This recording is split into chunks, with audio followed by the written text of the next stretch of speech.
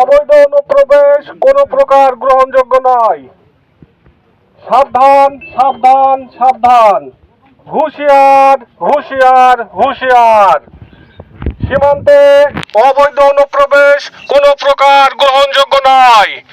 অবৈধ অনুপ্রবেশের চেষ্টা করবেন না।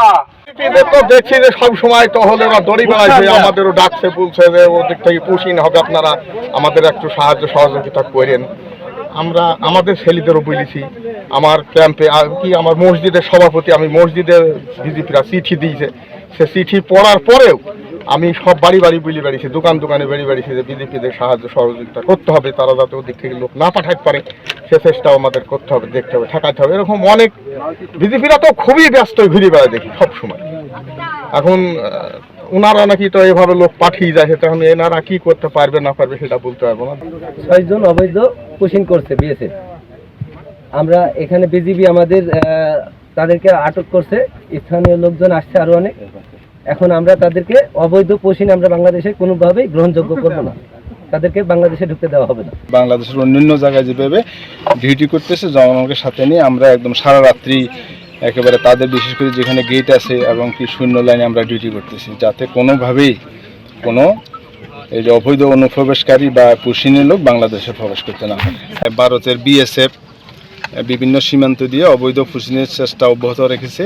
এরই ধারাবাহিকতায় আমাদের কুষ্টিয়া ব্যাটালিয়ন 47 বিজিবির যে এওয়ার আছে, পুরা সীমান্ত এলাকায় আমরা গোয়েন্দা নজরদারি এবং জনবল বৃদ্ধি করে, টহল বৃদ্ধি করে অত্যন্ত সতর্কতার সাথে আমরা দায়িত্ব পালন করতেছিলাম। এরই মধ্যে আজকে ফজরের সময় আমি এখানে যে আপনারা দাঁড়িয়ে আছেন, এটা হচ্ছে 140-এর 4S মানে সাবফিলা, এখান দিয়ে একটা গেট আছে, এই গেট দিয়ে তারা এই 6 জন নারী শিশু বৃদ্ধ সহ 6 জন লোককে আজকে ভোরবেলা অর্থাৎ ফজরের সময় গেট খুলে আমাদের দিকে দিচ্ছিল। আমাদের টহল ফাঁটি এখানেই ছিল, তো এই টহল ফাঁটি তাদেরকে ওই দিক থেকে আসতে দেখে ওখানে হোল্ড করা এবং কি এইদিকে না আসার জন্য মাইকে অ্যানাউন্স করলে তারা ওই দেখতে পাচ্ছেন আপনারা প্রায় 50 গজ ভারতের অভ্যন্তরে ওখানে তারা এখন অবস্থান করছে। আমরা কোম্পানি কমান্ডার লেভেলে প্লাগ মিটিংয়ের জন্য চিঠি প্রেরণ করা হয়েছে।